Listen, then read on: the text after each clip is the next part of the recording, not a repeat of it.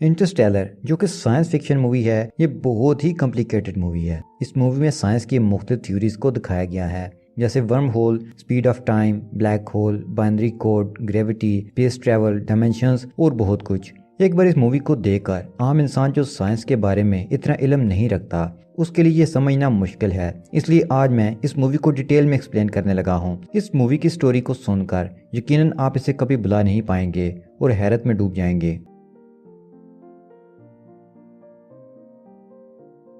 इस मूवी का main character Cooper है। कूपर पहले नासा में पायलट था, लेकिन अब वो अपने घर ही होता है और अब वो किसान बन गया है, मकई उगाता है। नासा भी बंद हो चुका है, इसलिए उसे भी नौकरी से हाथ धोना पड़ा, जिसकी वजह ये है कि अब दुनिया भूख से लड़ रही है। दुनिया का माहौल ऐसा हो गया है कि अब यहाँ गंदम नहीं उग सकती और उसके साथ कुछ और फसलों का गाना भी जमीन पर पॉसिबल नहीं रहा।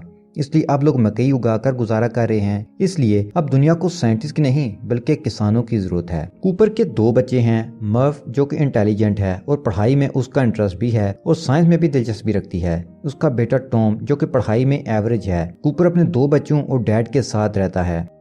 मर्फ जिस कमरे में सोती है वहाँ एक लाइब्रेरी है और वो अपने फादर कूपर को कई दफा बता चुकी है कि शेल्फ से काफी दफा बुक्स खुद ब खुद गिर चुकी हैं, जो कि किसी भूत ने गिराई हैं। और मर्फ को लगता है कि वो भूत उसका फादर कूपर है, लेकिन कूपर उस पर ध्यान नहीं देता और कहता है कि साइंस इन चीजों को नहीं मानती। तो मर्फ कहती है कि आप ही तो कहते हैं कि साइंस नाम ही उस चीज का है कि जिन चीजों को हम समझ नहीं पाते उन्हें एक्सेप्ट करें। तो कूपर कहता है कि तुम इसे गोश्त से मत जोड़ो और तुम्हारी मर्जी, पर तुम ऐसा कर सकती हो कि जो कुछ तुम्हारे रूम में हो रहा है उसे ऑब्जर्व करो और उससे रिजल्ट निकालने की कोशिश करो।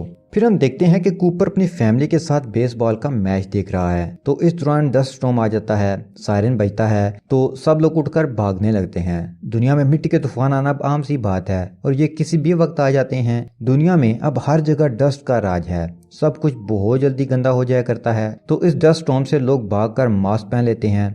कूपर वहां से सबको लेकर घर पहुंचता है तो हर तरफ धूल ही धूल थी। मर्फ के रूम में खिड़की खुली रह गई थी, इसलिए बहुत ज्यादा धूल थी। मर्फ के रूम के फर्श पर धूल में कुछ लाइंस बनी हुई थी। तो मर्फ कहती है कि देखें आज फिर भूत ने यह काम किया। तो कूपर से कहता है कि तुम टॉम के रूम में सो जाओ, मैं यहाँ रहकर ये जानने की कोशिश करता हूँ कि यहाँ आखिर चल क्या रहा है। सुबह जब मर्फ आती है तो कूपर वहीं था और कहता है कि किताबें गोश्त की वजह से नहीं बल्कि ग्रेविटी की वजह से गिरती हैं। वो एक सिक्का उछालता है जो मिट्टी की लाइन के ऊपर जाकर गिरता है, लाइन के बीच में नहीं। कूपर कहता है कि ये एक मैसेज है जो बाइनरी कोड के रूप में भेजा गया है। बाइनरी कोड कंप्यूटर की ज़बान है जिसमें एक और जीरो का इस्तेमाल होता है। जिस तरह हम अल्फाज की मदद से किसी को ईमेल या मैसेज भेजते हैं, इसी तरह बाइनरी कोड के इस्तेमाल से भी हम मैसेज भेज सकते हैं। तो कूपर क्योंकि साइंटिस्ट भी था और नासा में काम भी कर चुका था, तो वो इस मैसेज को डिकोड करता है तो उन्हें एक लोकेशन का पता चलता है। लेकिन वो जब इस जगह के अंदर जाने की कोशिश करते हैं तो वहाँ अचानक सिक्योरिटी आ जाती है और उन्हें पकड़ लेती है। फिर हम देखते हैं कि कूपर से एक रोबोट तफ्तीश कर रहा है। इस दौरान वहाँ एक लड़की एमिली आ जाती है जो एक साइंटिस्ट है। वो उसे एक रूम में ले जाती है जहाँ बहुत सारे लोग बैठे होते हैं और उसकी बेटी मर्फ भी वहीं होती है। एमिली के फादर प्रोफेसर ब्रायन भी वहीं होते हैं। कूपर नासा में काम कर चुका होता है, इसलिए वो प्रोफेसर ब्रायन को जानता था। वो सब ये जानना चाहते थे कि आखिर कूपर को इस जगह का कैसे पता चला, क्योंकि ये खुफिया जगह थी जिसके बारे में किसी को इल्म नहीं था। कूपर बताता है कि उसे इस जगह के बारे में जैसे पता चला वो साइंटिफिक नहीं लगता लेकिन बहुत अजीब है। मर्फ कहती है कि हमें ग्रेविटी की मदद से उस जगह के बारे में पता चला। वहाँ एक आदमी कहता है कि हमें सीधी तरह बताओ कि इस जगह के बारे में तुम्हें कैसे पता चला। तो कूपर को कुछ समझ नहीं आ रहा था कि यहाँ क्या चल रहा है और ये क्या जगह है। तो वो कहता है कि पहले मुझे इस बात की गारंटी दो कि मुझे और मेरी बेटी को यहाँ से जाने दोगे। प्रोफेसर ब्रायन उससे बोलते हैं कि क्या तुम्हें हमारे काम के बारे में बिल्कुल नहीं पता। हालांकि कूपर और ब्रायन दोनों इकट्ठे नासा में काम कर चुके थे, लेकिन नासा और दुनिया के बाकी सारे ऐसे इदारे 10 साल पहले ही साइंटिफिक रिसर्च बंद कर चुके थे। लेकिन प्रोफेसर ब्रायन कहते हैं कि नासा आज भी काम कर रहा है, लेकिन दुनिया के लिए ये खत्म हो चुकी है क्योंकि पूरी दुनिया भूख से लड़ी है। इस दौरान अगर उन्हें पता चला कि नासा स्पेस मिशन पर पैसा लगा रहा है तो लोग ये कभी एक्सेप्ट नहीं करेंगे। प्रोफेसर ब्रायन बताते हैं कि दुनिया खत्म होने के करीब है। दुनिया में ज्यादातर फसलें खत्म हो चुकी हैं और जो बच गई हैं वो भी खत्म होने के करीब हैं और जल्द ही खत्म हो जाएंगी। फिर जमीन के टेम्परेचर और माहौल में चेंज आएगी और जमीन पर से ऑक्सीजन खत्म हो जाएगी और सब खत्म हो जाएगा। कूपर कहता है कि जमीन को बचाने का कोई तो रास्ता होगा। तो ब्रायन कहता है कि अब जमीन को बचाया नहीं जा सकता, हमें इसे छोड़कर जाना ही होगा। प्रोफेसर कूपर को बताते हैं कि स्पेस में एंड्योरेंस नाम का नासा का स्पेसशिप है। हमारे पास अभी भी कुछ फ्लाइंग ऑब्जेक्ट्स हैं जिससे हम उस तक पहुंच सकते हैं। और सैटर्न सियारे के करीब 48 साल पहले खुद ब खुद एक वर्म होल खुल गया था, वो अब भी वहीं है। हम उसकी मदद से कायनात में सफर कर सकते हैं, लेकिन अभी हम उसकी मदद से दूसरी गैलेक्सी में बहुत ही कम वक्त में जा सकते हैं। हमारी जमीन मिल्की वे गैलेक्सी में है जिसमें हमारे सूरज जैसे अरबों सितारे हैं। इसी तरह कायनात में हमारी गैलेक्सीज की तरह की अरबों गैलेक्सीज हैं और इन अरबों गैलेक्सीज के खरबों सितारों के कई खरब सितारे। यकीनन दोस्तों, हमारी कायनात हमारी सोच से भी बड़ी है और फासले भी इंतहाई ज्यादा हैं। हम वहाँ अपने इस मालूम इल्म और वसाइल से तो कभी भी नहीं जा सकते। वर्म होल के बगैर तो हमें दूसरी गैलेक्सीज में जाने के लिए हजारों साल लग जाएंगे और इंसान की इतनी उम्र है नहीं कि वहां तक जिंदा पहुंचकर मिशन कंप्लीट करे, और जमीन के पास भी कुछ साल ही बचे हैं। दोस्तों, वर्म होल एक ऐसी चीज है जिसकी मदद से हम इंतहाई कम वक्त में एक जगह से दूसरी जगह जा सकते हैं। नॉर्मल सफर में एक जगह से दूसरी जगह जाने में अगर 1000 साल लगते हैं तो वर्म होल के जरिए वही सफर हम कुछ सेकंड में कर सकते हैं। प्रोफेसर ब्रायन कहते हैं कि हमें नहीं पता कि कौन है, पर कोई एडवांस मखलूक स्पेस में कहीं है जो हमारी मदद कर रही है। ये वर्म होल भी उसी ने खोला है। ब्रायन कहता है कि हम पहले ही 13 एस्ट्रोनॉट्स को इस वर्म होल के जरिए दूसरी गैलेक्सी में भेज चुके हैं, जहाँ इनका मिशन दूसरे सियारों को ढूंढना है जहाँ इंसानी जिंदगी मुमकिन हो सके। जब वो लोग वहाँ कोई ऐसा सियारा ढूंढ लेंगे तो अपने रोबोट की मदद से हमें सिग्नल भेज देंगे। इन 13 में से 3 एस्ट्रोनॉट्स के उन्हें सिग्नल मिले हैं, लेकिन वो बात नहीं कर सकते, इसलिए वो इन तीनों प्लैनेट्स पर मिशन भेजेंगे और देखेंगे कि किस प्लैनेट पर जिंदगी मुमकिन है। तो उसके बाद प्रोफेसर ब्रायन के पास 2 प्लान हैं। Plan number 1, professor Brian gravity पर काम कर रहे हैं। उसमें कामयाबी के बाद वो जमीन के लोगों को इस प्लैनेट पर भेज देंगे जहां जिंदगी मुमकिन है, और उसके लिए उन्होंने एक स्पेस स्टेशन बनाया हुआ है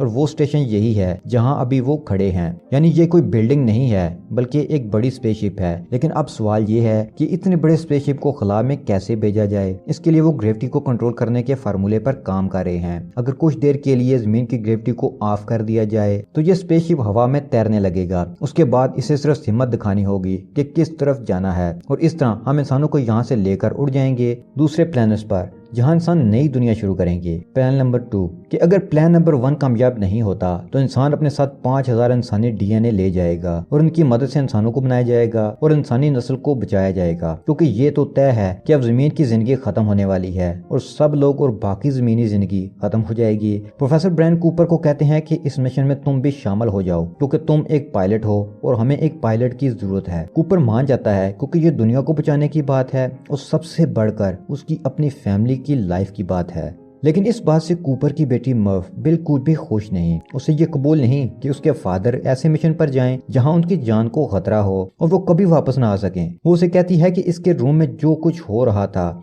उसने इस मैसेज को डीकोड कर लिया है, जिसका मतलब है स्टे, यानी रुक जाओ, मत जाओ। लेकिन कूपर उसकी बात नजरअंदाज कर देता है। फिर वो उसे एक घड़ी देता है और कहता है कि हम दोनों के लिए ये घड़ियां मुख्तलिफ तरीके से काम करेंगी, क्योंकि कूपर स्पेस में जहाँ जा रहा है वहाँ वक्त की रफ्तार कम हो गई और जमीन पर वक्त की रफ्तार ज्यादा। तो हो सकता है जब मैं वापस आऊँ तो तुम मेरी उम्र जितनी हो और मैं वैसे का वैसा ही हूँ। उसके बाद कूपर अपने क्रियो के साथ निकलता है। वो स्पेस में जाकर प्लैनेट सैटर्न के पास पहुंचते हैं तो उन्हें वर्म होल नजर आ जाता है। वो वर्म होल में दाखिल हो जाता है और वो मुख्तलिफ किस्म के एक्सपीरियंस को फील करता है। फिर वो इससे होते हुए दूसरी गैलेक्सी में पहुंच जाते हैं और एक ब्लैक होल को देखते हैं जो इन 3 सियारों के पास था। इस ब्लैक होल का नाम गारगेंडुआ था। 3 प्लैनेट जहां से उन्हें सिग्नल मिले थे वो इस ब्लैक होल का चक्कर इसी तरह लगाते हैं जैसे हमारी जमीन सूरज के गिर्द। अब वो देखते हैं कि इनकी स्पेसशिप की लोकेशन के करीब तरीन मिलर प्लैनेट होता है, तो कूपर उस पर जाने का फैसला करता है। लेकिन ये प्लैनेट ब्लैक होल के करीब है तो इसलिए इस प्लैनेट पर टाइम स्लो होता है,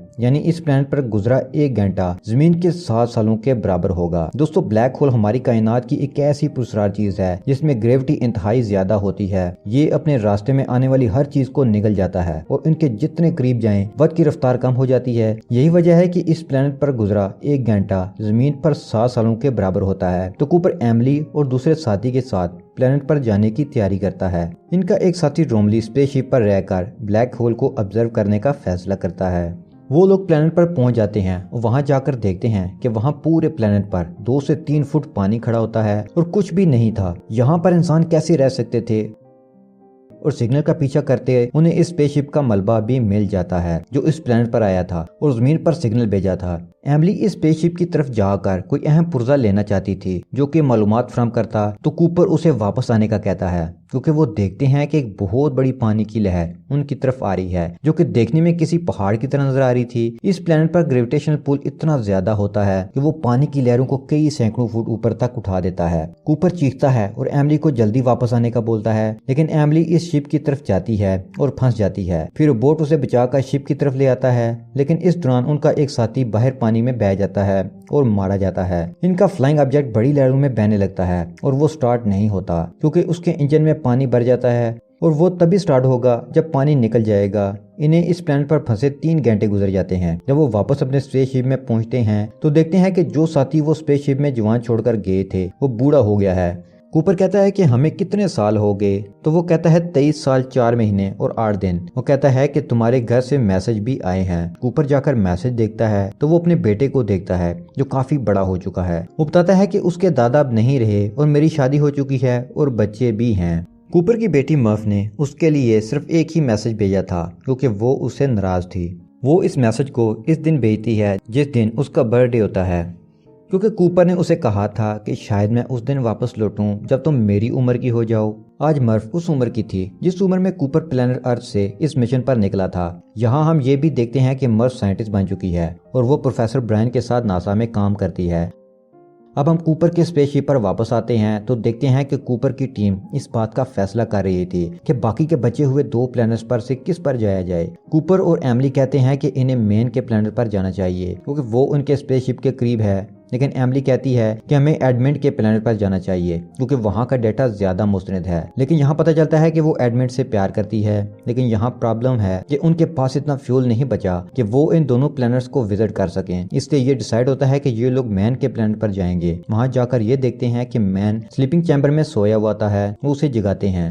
वो उठने के बाद बताता है कि अभी हम जिस जगह हैं यहाँ एमोनिया गैस बहुत ज्यादा है, लेकिन ऊंचाई पर माहौल इंसानी बस्ती बसाने के लिए नॉर्मल है। वो देखते हैं कि मैन का रोबोट बंद पड़ा था, हालांकि उसे ऑन ही रहना चाहिए था। तो मैन कहता है कि ये गलत इन्फॉर्मेशन दे रहा था, इसलिए मैन इसे बंद कर दिया। इस रोबोट का काम था सही इन्फॉर्मेशन वापस जमीन तक पहुंचाना। दूसरी तरफ जमीन पर हम देखते हैं कि प्रोफेसर ब्रायन अपनी आखिरी सांसें ले रहे हैं और वो मर्फ को बताते हैं कि ग्रेविटी की इक्वेशन कभी भी मुकम्मल नहीं हो सकती। इसे मुकम्मल करने के लिए उन्हें ब्लैक होल के डेटा की जरूरत थी जो ना तो उनके पास थी और ना उन्हें कहीं से मिलने की उम्मीद थी। प्रोफेसर बताते हैं प्लान 1 था ही नहीं, बल्कि हमारा प्लान यही था कि इंसानी डीएनए लेकर ऐसे प्लेनेट पर जाएं जहां का माहौल इंसानी जिंदगी के लिए मौजूद हो और वहां इंसानों की बस्ती बसाई जाए, क्योंकि मुस्तकबिल करीब में जमीन पर सारे लोग मारे जाएंगे, जमीन रहने के काबिल जो नहीं रहेगी। इसलिए इंसानी नस्ल को बचाने का हमारा यही प्लान था। फिर मर्फ एमिली को मैसेज भेजती है कि प्रोफेसर ब्रायन मर चुके हैं और उसे बताती है कि मुझे तुम लोगों के प्लान का पता चल चुका है। क्या तुम्हें पता था? क्या मेरे डैड को इसका पता था? वो बहुत दुखी थी क्योंकि उसके फादर अब कभी वापस नहीं आने वाले थे।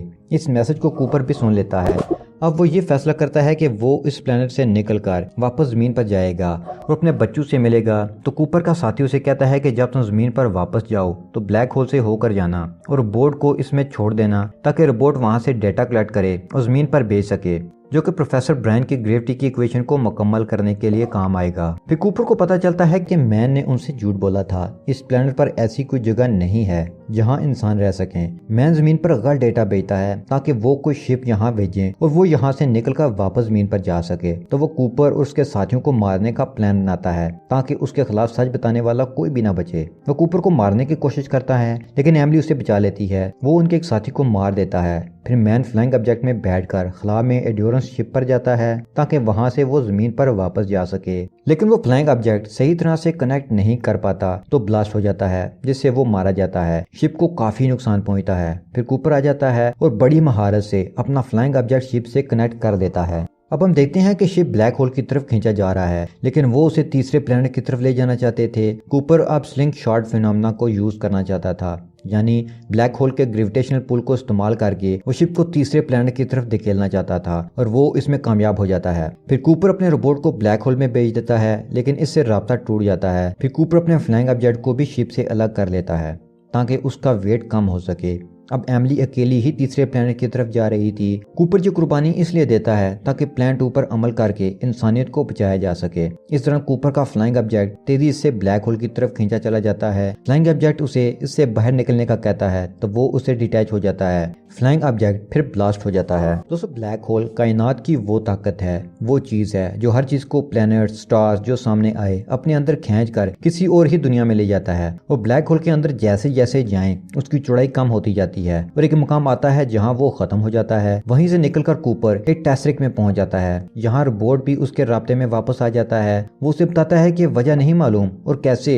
पर फिफ्थ डायमेंशंस के लोगों ने इंसानों की मदद के लिए इसको बनाया है। दोस्तों डायमेंशंस को सादा ज़बान में बयान करें तो किसी चीज की अतराफ हैं जिनको इंसान ऑब्जर्व कर सकता है, जैसे उसकी लंबाई, चौड़ाई और गहराई। टाइम को फोर्थ डायमेंशन भी कहा जाता है, लेकिन ये चौथी हतमी नहीं है। साइंसदानों के कुछ तजर्बात की बिना पर ये इशारे मिले हैं कि हमारी कायनात में 11 डायमेंशंस हैं और हमारा दिमाग भी 11 डायमेंशन स्ट्रक्चर को ऑब्जर्व कर सकता है, लेकिन हमें जरा सा भी इल्म नहीं कि ये बाकी 8 डायमेंशंस क्या है, वहाँ क्या है। अगर हम इन डायमेंशंस को पा लें तो हमारी इंसानी नस्ल कितनी तरक्की कर जाएगी। बहरहाल ये अभी तक एक पहेली है और कूपर अभी फिफ्थ डायमेंशन में दिखाया गया है। ये फिल्म बनाने वालों का एक आइडिया है जो कि कमाल का है। तो हम देखते हैं कि इस टेस्ट्रिक में कूपर अपने घर को देख रहा होता है, मर्फ के कमरे की लाइब्रेरी के पीछे से और बाकी जगहों से भी। यहाँ ये आगे पीछे मूव करके किसी भी टाइम में जा सकता था बहुत ही आसानी से। यहाँ वो अपनी बेटी मर्फ के बचपन को देखता है, वो उसके सामने है लेकिन वो उससे बात नहीं कर सकता, ना कांटेक्ट कर सकता है। तो वो किताबें गिरा कर उसे अपनी मौजूदगी का एहसास दिलाता है। आपको याद होगा कि शुरू में मैंने बताया था कि मर्फ अपने रूम में किसी भूत का जिक्र करती है जो किताबें गिराता था। तो अब हम देख रहे हैं कि वो खुद कूपर ही था जो कि इस टेस्ट्रिक में फंस चुका था और अब अपनी बेटी मर्फ से मदद के लिए किताबें गिरा रहा था। वो ग्रेविटी का इस्तेमाल करता है क्योंकि ग्रेविटी ही वो चीज है जो हर डायमेंशन में होती है। कूपर को मर्फ के रूम में जो बाइनरी कोड की मिट्टी की लाइन मिलती है वो भी कूपर ने ग्रेविटी की मदद से इस टेस्ट्रिक से बनाई होती है।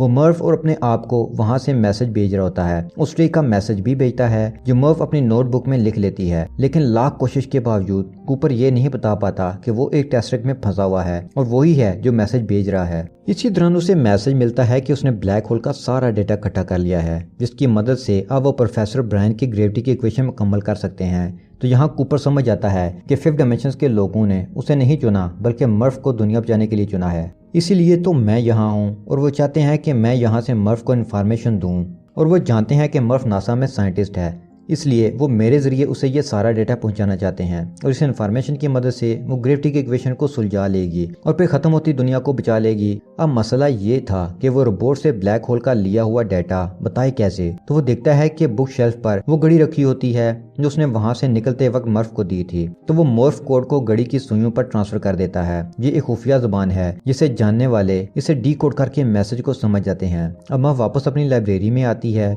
तो रूम में आकर उसे समझ आने लगती है कि शायद ये उसके फादर ही हैं जो उसे कांटेक्ट करने की कोशिश कर रहे हैं। वो कड़ियां मिलाती है और सब समझ जाती है। उसे वो घड़ी मिलती है और उसकी सुइयां अजीब तरीके से हिल रही थीं, तो वो इस मोर्स कोड को समझ जाती है और ग्रेविटी इक्वेशन को सॉल्व कर लेती है।